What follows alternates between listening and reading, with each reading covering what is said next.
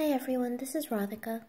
I wanted to share a practice I did in one of my classes because it had a profound effect on me and I felt that it was a wonderful representation of my spirituality.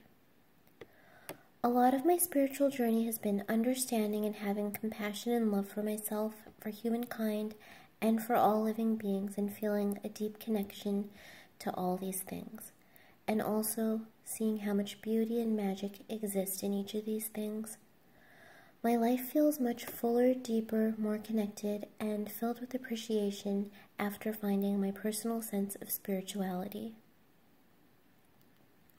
The practice is actually meant to be a guide on how to see another person with love, compassion, and understanding, but when I first heard it, I thought about how, on my path, it's been so vital for me to learn to see myself this way first. Seeing myself in this way was huge for me because it allowed me to live an authentic and connected life. I'll read the exercise now, Learning to See Each Other by Joanna Macy. Behold each other silently and relax. Take a couple of deep breaths, centering yourself and releasing any tension. If you feel discomfort or an urge to laugh or look away, just note that gently with patience, and return your attention when you can to the living presence of this being. He or she is unique, different from anyone who has ever lived or will live. As you behold this person, open your awareness to the powers that are there, to their gifts and strengths and the potentialities.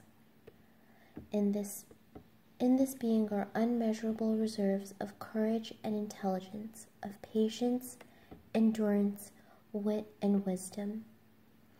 There are gifts there of which this person may be as yet unaware. Consider what these powers could do for the healing of our planet, if they were to be believed and acted on. As you consider that, feel your desire that this person be free from fear. Experience how much you want her or him to be free from greed, released from hatred, and from sorrow, and from the causes of suffering. Know that what you are now experiencing is the great loving kindness. Now, as you behold this person, open your awareness to the pain that they have known. Here, as in all human lives, there are sorrows, disappointments, failures, and losses, loneliness, and abuse. There are hurts this person may have never told to another living being. As you open to their suffering, you know that you cannot remove it. You are not that powerful, but you can be with it.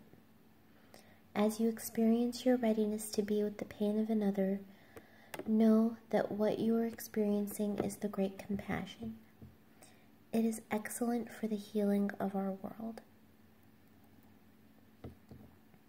Now, as you take in the presence of this person, consider how good it would be to work together on a joint project toward a common goal.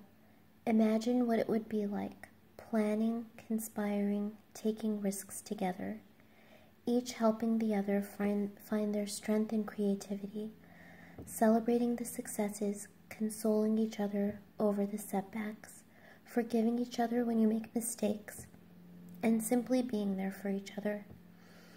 As you open to that possibility, what you open to is the great wealth, the pleasure in each other's powers, the joy in each other's joy. Lastly, let your awareness drop deep within you like a stone, sinking below the level of what words can express, to the vast currents of relationship that underlie all experience. It is the web of life that supports and interweaves our lives through all space and time. See the being before you as if seeing the face of one who at another time, another place, was your lover or your enemy, your parent or your child. And now, as you meet again on this brink of time, and you know your lives are as inextricably interwoven as nerve cells in the mind of a great being. Out of that vast net you cannot fall. No stupidity or failure or cowardice can ever sever you from that living web, because you see, that is what you are, part of the living web. Rest in that knowing. That is the great peace. Out of it you can act, you can risk anything, and let every encounter be a homecoming to your true nature. Indeed, it is so.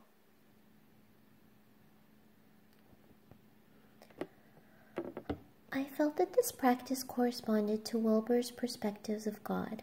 The great I perspective can be recognized if we first consider ourself during the practice. Essentially, it's a way to see the divine in ourselves.